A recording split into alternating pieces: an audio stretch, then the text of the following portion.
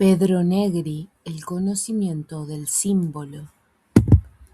De acuerdo a Dante, los escritos se pueden entender y se deben exponer en 4 sentidos: el sentido literal, el sentido alegórico, el cual, dice Dante, es una verdad escondida debajo de una mentira; el sentido moral y el sentido anagógico.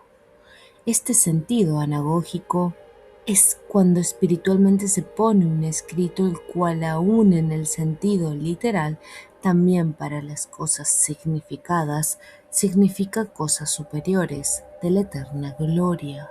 Es decir, en el sentido oculto de una escritura, la cual, aún en su sentido literal, trata acerca de argumentos de orden espiritual y debe ser netamente distinguido del sentido alegórico y del moral, los que, en comparación, poseen, por lo menos desde el punto de vista espiritual, una importancia en gran medida secundaria.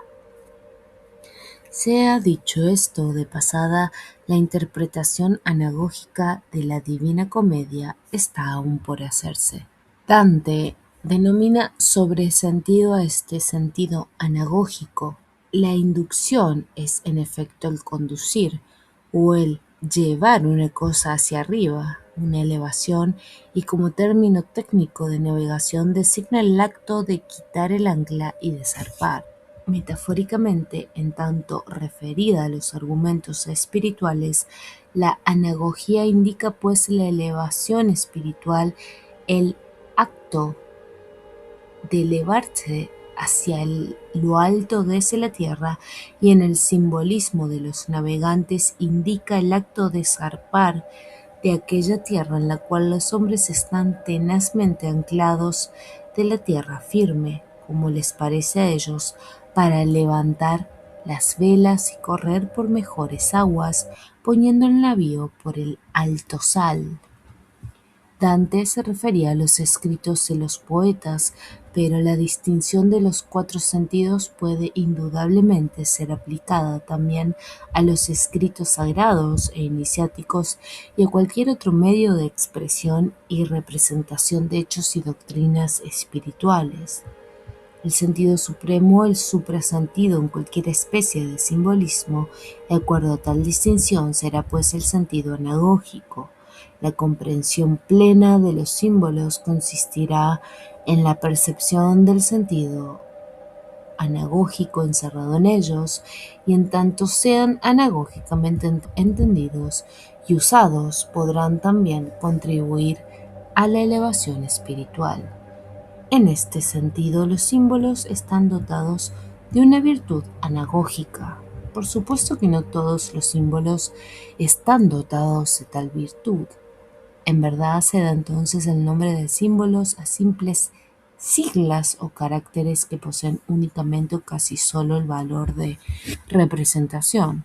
Así pues, los símbolos en la matemática y en la química no poseen, por lo menos en cuanto tales, semejante virtud anagógica, y es posible en tales campos atribuir un mismo sentido a símbolos muy diferentes.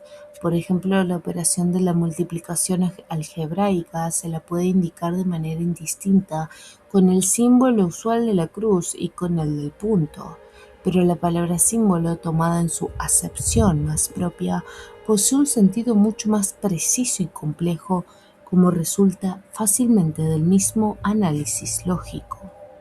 En griego, la palabra contribución designa al acto de unir, de juntar, y la palabra afín, símbolo, indica el acuerdo y por ende el signo, la contraseña.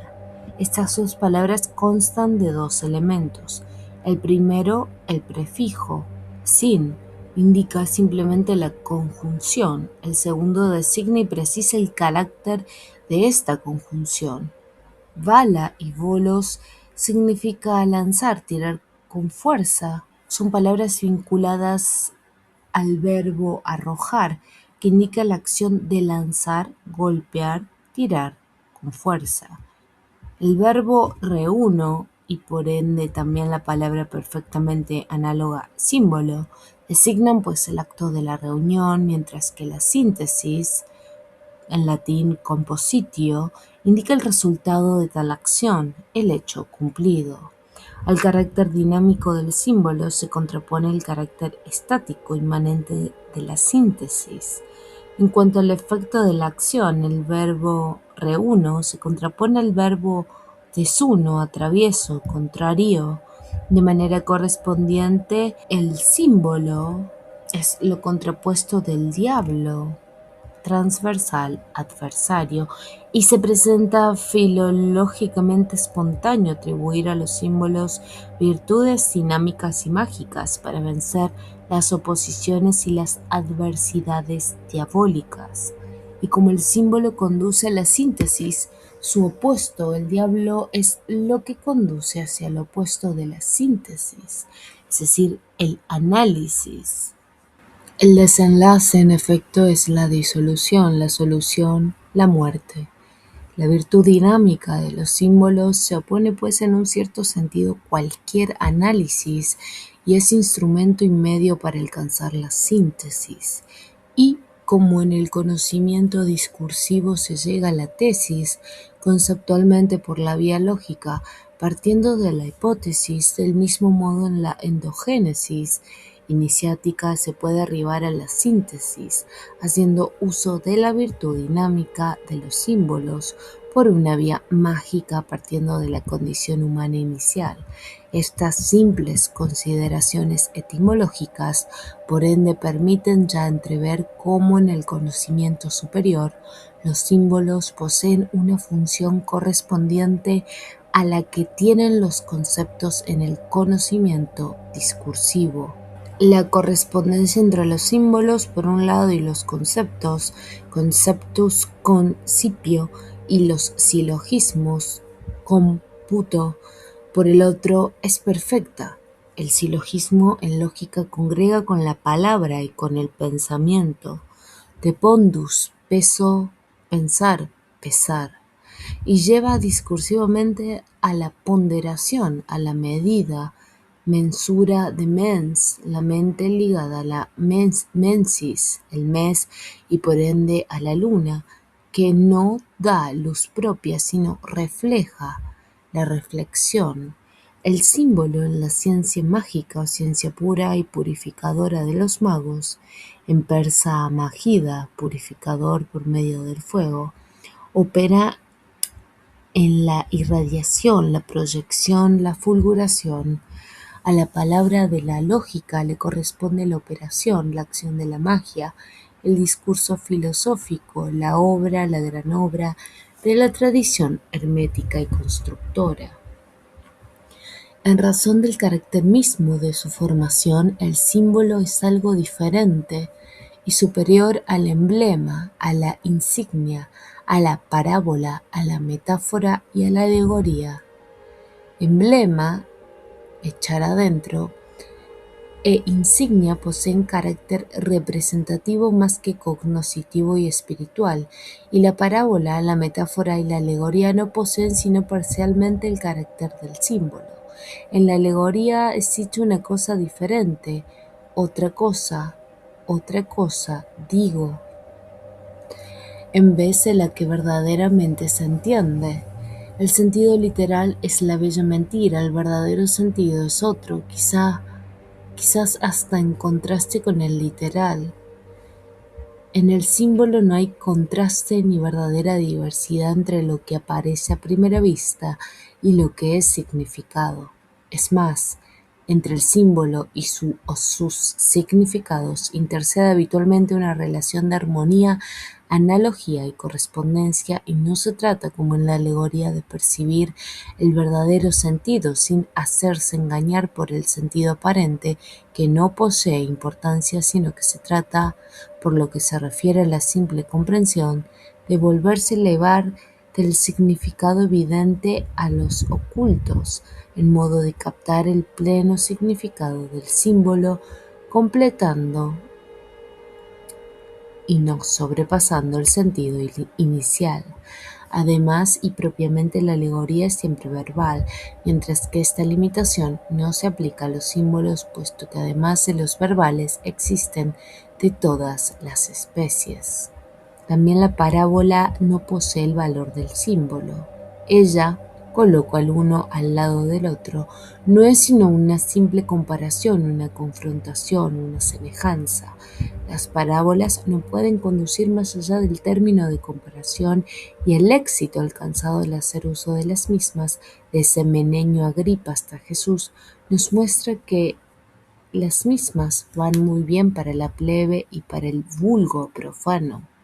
En cuanto a la metáfora y al tropo, ambos términos más propiamente usados en la retórica, observaremos que se refieren también ellos a expresiones verbales y que indican que es necesario transportar habitualmente de lo concreto hacia lo abstracto el significado de las palabras o frases usadas metafóricamente.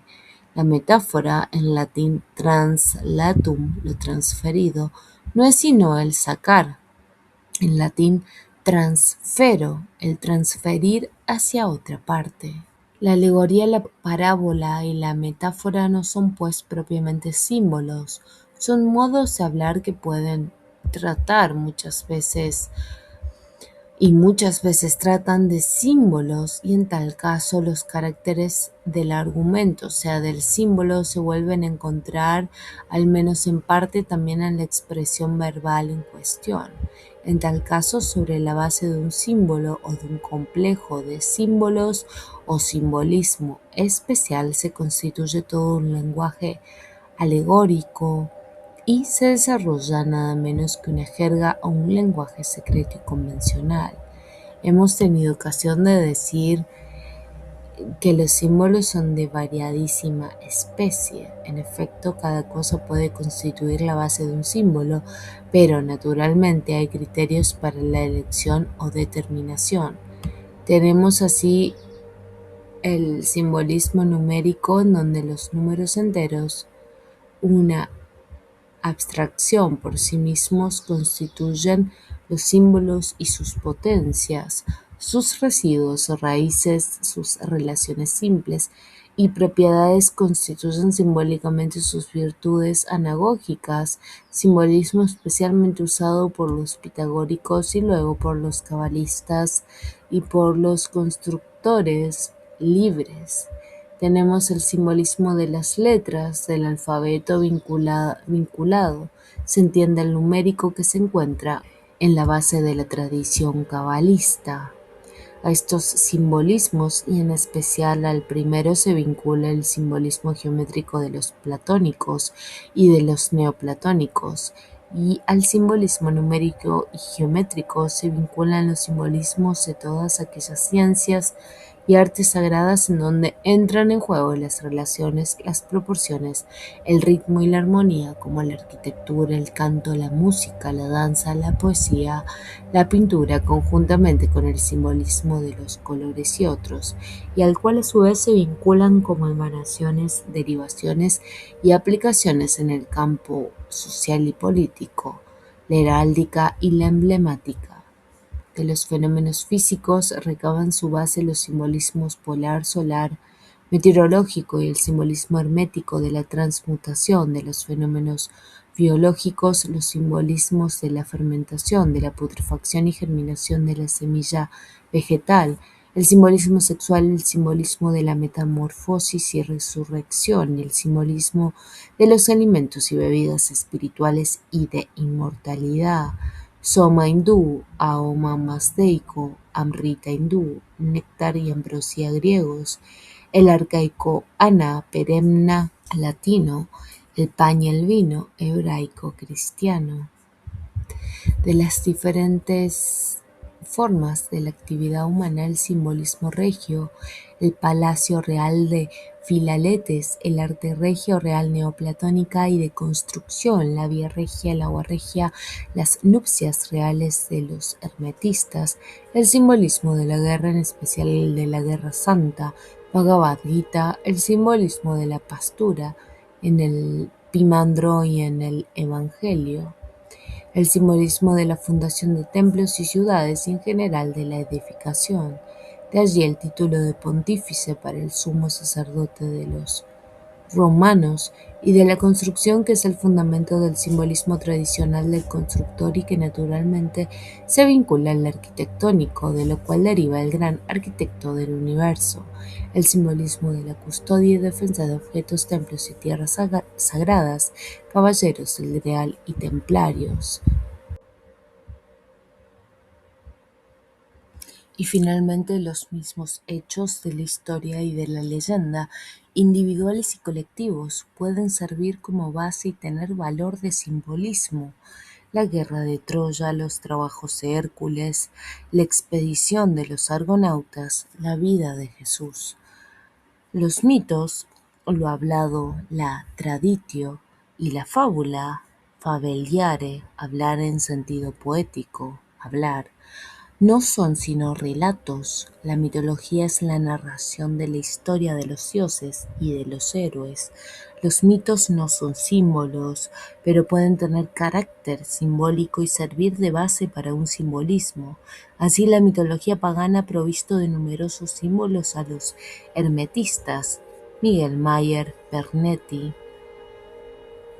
Es una enumeración sumaria e incompleta lo que hemos hecho, pero bastaría para dar una idea de la vastedad y variedad del simbolismo.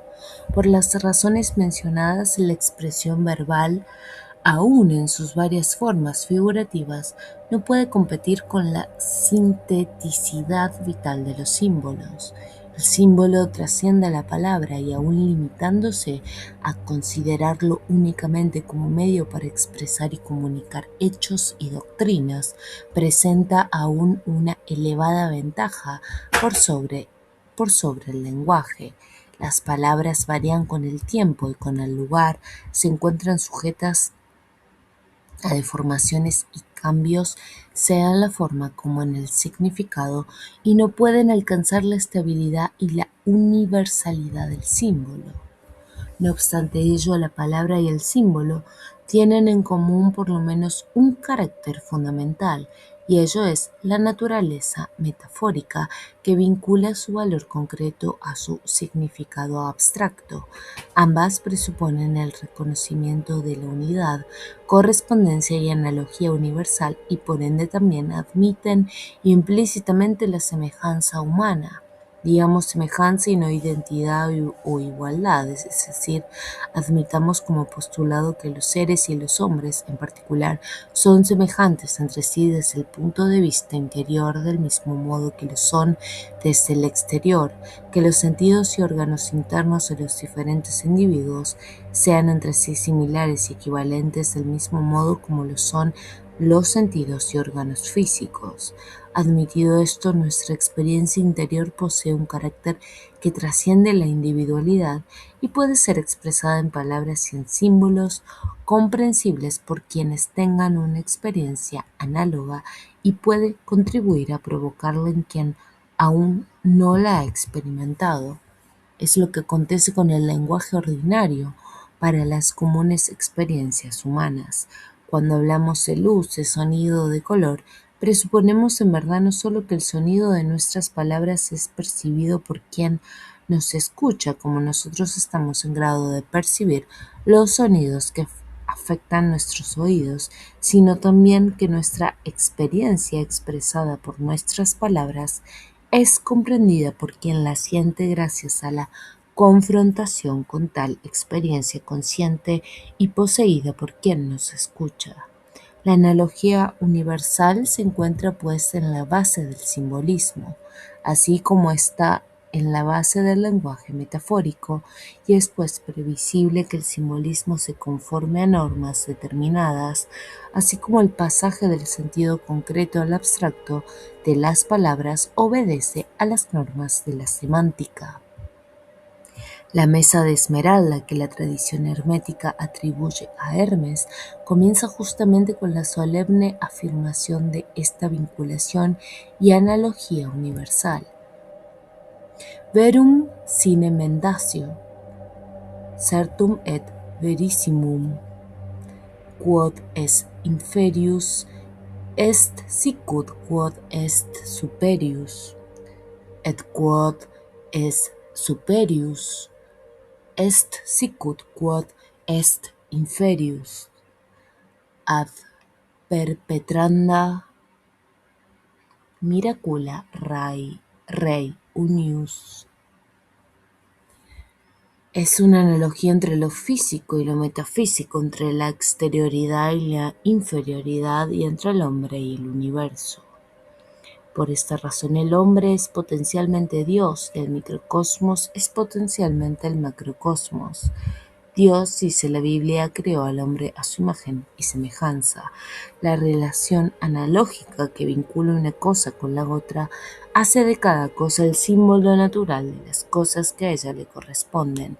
De aquí pues el concepto y el uso en magia de la signaturae rerum, la semejanza entre la cosa y su símbolo, entre el objeto y su imagen, puede ser directa o inversa. En el primer caso, la relación es semejante a lo que intercede entre una nota y sus octavas, y se asciende desde el símbolo hasta la cosa significada a través de una transposición anagógica. En el segundo caso, la relación es similar a la que acontece entre un objeto y su imagen reflejada, y se asciende desde el símbolo a la cosa representada a través de reflexión e inversión. Es necesario tener en cuenta este hecho en la interpretación de los símbolos. Las dos semejanzas, por lo demás, no se excluyen necesariamente en modo recíproco. Así pues, la luz solar, refractándose y reflejándose en las gotas de agua, da origen al fenómeno de dos arcoíris concéntricos, en los cuales los colores del iris aparecen dispuestos en sentido inverso.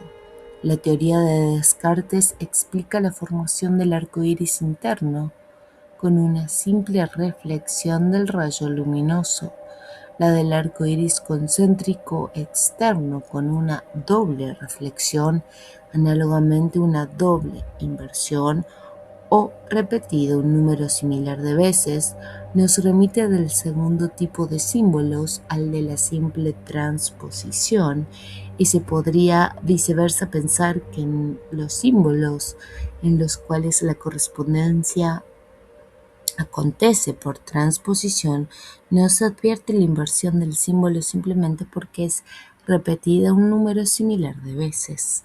El fenómeno meteorológico del arco iris, debido a la dispersión del rayo solar en las aguas, tiene pues el valor de un símbolo natural del proceso mismo de la analogía universal, y como en la mitología pagana Iris era la mensajera de los dioses, la especial ministra de Júpiter y Juno, puesto que el arco iris era el símbolo de la unión entre el cielo y la tierra, así también la semejanza entre el procedimiento de la inversión analógica y el de la inversión en la reflexión óptica nos indica en la analogía el lazo que une el cielo con la tierra, el espíritu con la materia, la interioridad con la exterioridad, lo divino con lo humano. El carácter analógico incito en el símbolo le confiere una polisemia y una indeterminación de significado que, si por un lado constituye su riqueza y fecundidad ante la precisión y la determinación de la palabra, por otro convierte en mucho menos simple su penetración y uso. También en las palabras, la conciencia del significado etimológico y de los lazos con las voces afines permite aferrar su significado oculto y abre la vía a un mayor conocimiento, pero el proceso ambiguo presenta en el caso del símbolo otra dimensión y profundidad. La comprensión de un significado constituye el escalón para impulsar a la conquista de los significados ulteriores en los campos colaterales y superiores, y en este caso estamos obligados a desistir en la continua superación del misterio de las raíces últimas del lenguaje, que se encuentra fatalmente en la base de cualquier análisis etimológico. En razón de la constante meditación, el símbolo termina con imprimirse en la mente y con su continua presencia siempre se encuentra listo para inspirarla, para sugerirle las relaciones analógicas que posee con todo cuanto es objeto del pensamiento y también independientemente de las referencias a las diferentes ideas, el símbolo sobre la base de las relaciones analógicas contenidas en el mismo, por su intrínseco sincretismo, provee a la mente los elementos de trabajo, la fecunda, por así decirlo, confiriéndole un poder creador. En ese sentido, los símbolos constituyen modos de movimiento y de acción, factores de la endogénesis que empujan, guían y conducen a condiciones de conciencia aún no experimental y por ende a un conocimiento efectivo, directo, insigne. A partir del significado percibido y encerrado en los signos, se asciende de tal modo a una posición consciente y la enseñanza alcanzada a través de los signos es también enseñanza de hecho. Es más, no se encuentra privado de interés histórica y filológicamente. Constatar cómo el lenguaje recurre justamente a una palabra así constituida para denominar a la enseñanza, de enseña, señal. Esta acción fecundadora, mágica del símbolo sobre la mente, corresponde perfectamente a la acción similar de los símbolos en política y religión, acción que todos pueden constatar. Piénsese en las oleadas de entusiasmo, en las determinaciones heroicas que pueden suscitar en los individuos y en las masas una bandera, un himno, un símbolo nacional o de partido. Se piensa en el ardor y en el fanatismo que puede provocar un símbolo religioso y se entenderá como también en magia el símbolo puede tener una virtud similarmente energética, una similar potencia de estímulo y virtud de elevación espiritual. Sin embargo, ello acontece con una diferencia esencial. Mientras que en política y en religión el símbolo hace apelación al amor, a la patria, a la pasión de la parte, a la fe y al prejuicio religioso, es decir, únicamente al sentimiento, el cual provoca la exaltación y la manifestación, en el esoterismo el símbolo nunca hace apelación al sentimiento, si bien a las capacidades más elevadas de comprensión y de creación de la mente y del espíritu. El sentimiento, las creencias, las teorías, el sentido mismo de un encuadramiento y subordinación de cualquier tipo, la masa, son elementos humanos y es un error basarse sobre ellos o de cualquier forma tomar partido por ellos cuando se quiere superar el nivel de los mortales y trascender desde lo humano hacia lo divino.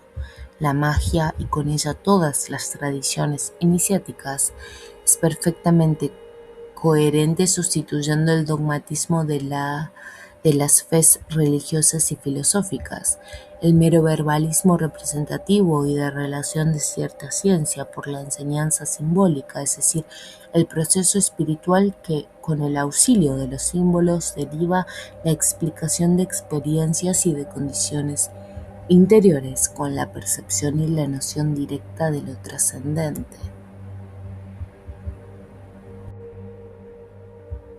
Este uso mágico de los símbolos es tradicional en el hermetismo y en los rituales de ciertas organizaciones que han padecido parcialmente su influencia.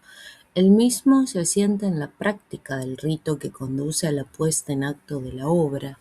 La tradición hermética dice que para cumplir la obra, desde el principio hasta el final, un solo jarro es suficiente, o cuanto más, dos, como parece que haya acontecido en el caso de Flamel. Este jarro, el atanor de los filósofos, va cerrado herméticamente, es decir, de acuerdo al rito hermético. La expresión clausura hermética ha permanecido para designar la operación química correspondiente, de manera de poder operar en lo interno del mismo tras haberlo aislado de lo externo. Una bien conocida máxima hermética dice al respecto: visita interiora terrae, rectificando invenies occultum lapidem, Aurelia occulta philosophorum de Vasulio Valentín, 1613, pero también se encuentra antes en manera poco distinta. El jarro, el grasal, el jarro del sangral es en efecto de tierra, pero la tierra con un simbolismo arcaico del cual se encuentran abundantes residuos en varias lenguas. Es el cuerpo humano. Los humanos de humus, tierra, son los terrestres. Si su cuerpo está plasmado con el barro de la tierra, véase la etimología de Adán. El mismo es su morada, en alemán Boden, terrenal, en inglés body, cuerpo, y avode, morada. Visitando la parte interior de este jarro y rectificando otro término técnico que ha permanecido en la química para designar la operación correspondiente, se llega a la piedra de los filósofos. El cardenal Nicola de Cusa, 1401-1464, dice que el Maestro desciende de Jerusalén a los rudos montes del desierto para formar y cortar las piedras y conducirlas y colocarlas en el santo edificio, el lugar para la visión de los dioses, y que el alma elegida como esposa por el Hijo de Dios, que habita la inmortalidad, se adapta a la transformación. Sicut lapides poliuntur. Así como son alisadas las piedras que deben ser transportadas al edificio del templo de Jerusalén, en donde se halla la visión de Dios.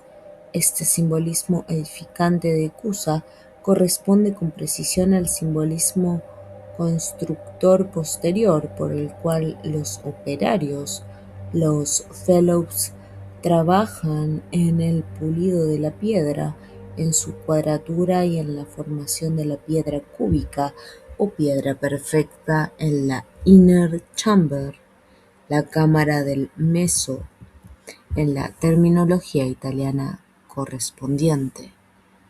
Y Dante, al comienzo de la Vita Nuova, sentencia: digo verazmente que el espíritu de la vida mora en la secretísima cámara del corazón. Si la copa y la tierra hermética no son otra cosa que el organismo humano, las interioridades de la tierra, el corazón del organismo, no puede ser otro que el corazón. Este es el santuario, la cripta del templo, representado justamente bajo tierra en la cripta de los antiguos templos. Y se entiende por qué un antiguo alquimista francés, el cual no recordamos el nombre, explicar el nombre del Santo Grial con la etimología errada pero significativa de sangre real. Esta conexión del jarro con el corazón, por lo demás, se remonta al Antiguo Egipto, puesto que el ideograma del corazón es una vasija con los mangos, las orejas, el corazón. Acercamiento este entre corazón y atanor, que no se encuentra privado de interés cuando se recuerda la derivación egipcia de la tradición hermética. Hemos hablado de descenso en las interioridades de la tierra. El símbolo que hemos usado es tan difundido que pasa inadvertido. Nosotros sabemos bien que la conciencia no es un objeto que se encuentra dentro del cuerpo. Sabemos bien que no existe un alto y un bajo y que es absurdo rezar a Dios enderezando el cuello hacia un hipotético cielo y torciendo el rostro con la mueca suplicante y piadosa del can que espera de su dueño las sobras de la comida, no sin el vago temor de alguna patada. Sin embargo, la sensación de hundimiento de la conciencia en su íntimo repliegue no puede ser expresada en el lenguaje humano, sino recurriendo a análogas sensaciones de la vida material humana. El origen de muchos antiguos e importantes símbolos, si es que se puede hablar de origen, y por ende su interpretación, debe ser buscada en la necesidad de expresar las sensaciones interiores por medio de la analogía que existe y que la mente humana reconoce y usa entre estas sensaciones y las sensaciones de la vida habitual. Todo el simbolismo del descenso a los infiernos se conecta con ello. Así pues, en Egipto el mundo subterráneo, el Neterkert, la morada de los difuntos, se llama Amenti, de la palabra Amen, que significa invisible, oculto. Así pues, el Hades griego es similarmente invisible.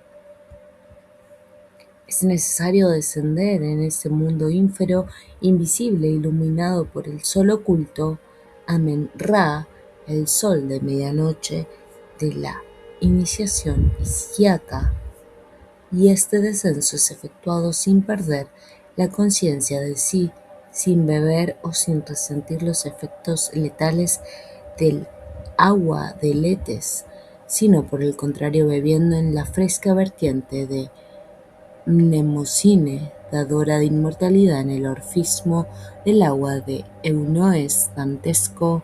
Mnemosine, la memoria, el recordar, corda, que se contrapone al letes y lo vence, es la madre de las musas.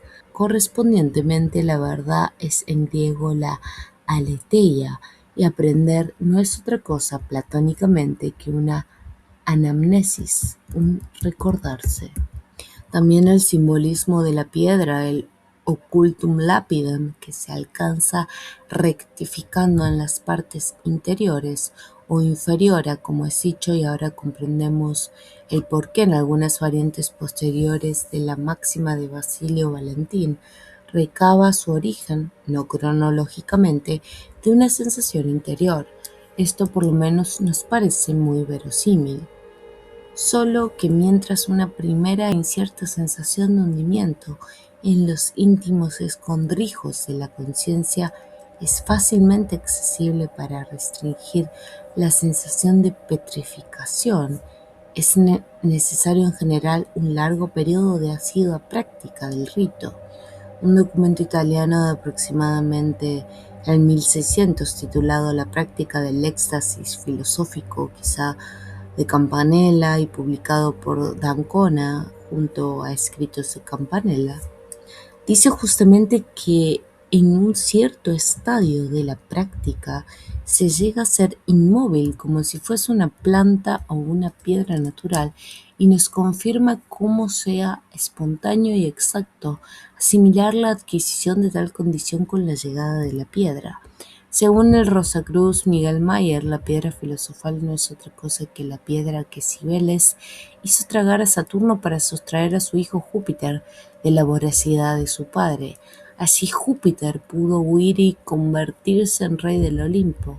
La piedra negra, símbolo de Cibeles, fue llevada a Roma y conservada sobre el Palatino por los mismos romanos que ya desde siglos poseían y veneraban otro lápiz niger en el foro al comienzo de la vida sagrada. Esta piedra había caído del cielo y era llamada por los romanos Abadir y por los griegos Betilo. Según René Guénon, la palabra Betilo no es otra cosa que el hebraico Betel, casa de Dios. Betel fue el nombre dado por Jacob a la piedra que le sirvió de cabeza cuando en su sueño famoso vio la casa de Dios y la puerta de los cielos, y fue también el nombre puesto por Jacob a la ciudad vecina, al lugar en donde tuvo su sueño. Es interesante observar de qué modo el Génesis especifica cómo el primitivo nombre de tal ciudad era Luz. Ahora bien, Luz es el nombre hebraico de un huesito indestructible al cual el alma permanecería vinculada tras la muerte hasta la resurrección, y es al mismo tiempo el nombre del almendro. En la ciudad de Luz había un almendro en cuya base había un foro a través del cual se penetraba en un subterráneo que conducía a la ciudad de Luz, también ella totalmente escondida. Se vuelve así el símbolo del subterráneo, símbolo asociado al de la piedra. Todo el simbolismo de la edificación espiritual usado en el Evangelio y característico de la masonería y el simbolismo de la piedra de los filósofos son desarrollos de este símbolo fundamental que no puede ser comprendido ni enseñado hasta tanto no se haya alcanzado la piedra oculta.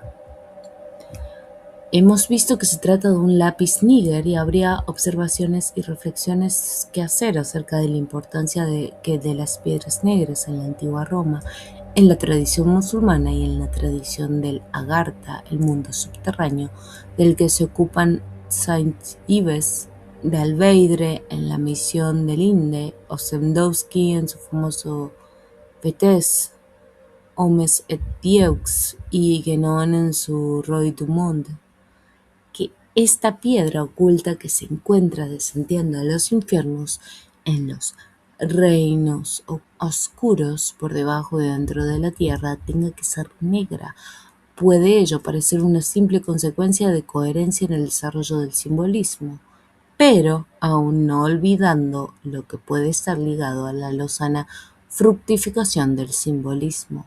Nos parece que también este símbolo tiene una precisa referencia con la sensación del negro más negro que el negro de la tradición hermética.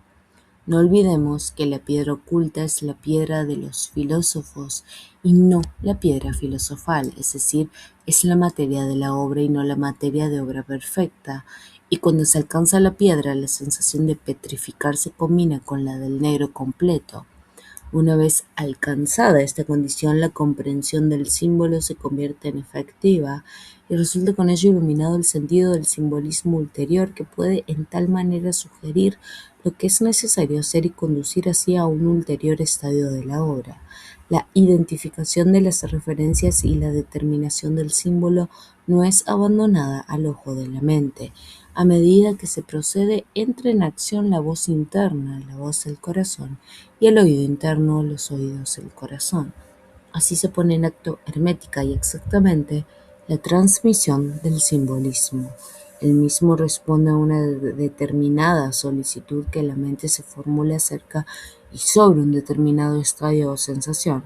Otras veces interviene directamente en el momento oportuno y devela concisamente un arcano.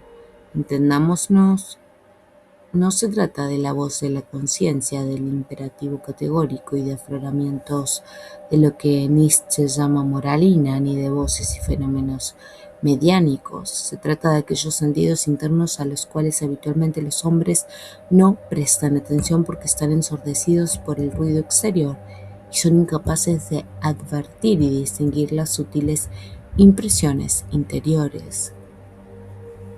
En verdad oculos habent et non vident, aures habent et non audiunt. Esta voz y este oído interior pueden funcionar tanto en el estado de vigilia cuanto en el sueño, como en los diferentes estadios de conciencia que se alcanzan en la práctica del rito, y en simultaneidad con su entrada en acción se producen a veces verdaderos y propios fenómenos materialmente tangibles, de modo de dispersar cualquier posible escepticismo. Tales fenómenos poseen muchas veces un carácter simbólico manifiesto y tienen a veces una belleza y una nobleza incomparables. Podríamos narrar alguno, pero no hemos hecho mención de este argumento sino para mencionar hechos que no es posible para nada confundir con ideas o con alucinaciones, como se podría ser tentado a creer en el caso de las voces y de las percepciones interiores, a no ser que para mencionar la extensión del carácter simbólico también de estas manifestaciones. El simbolismo se asienta en ellas también, de modo de subir una especie de lenguaje universal, de lengua iniciática, que encuentra su correspondencia y expresión en el lenguaje iniciático por medio de signos, gestos y palabras universales, usados por alguna organización en mayor o menor medida vinculada a la tradición iniciática.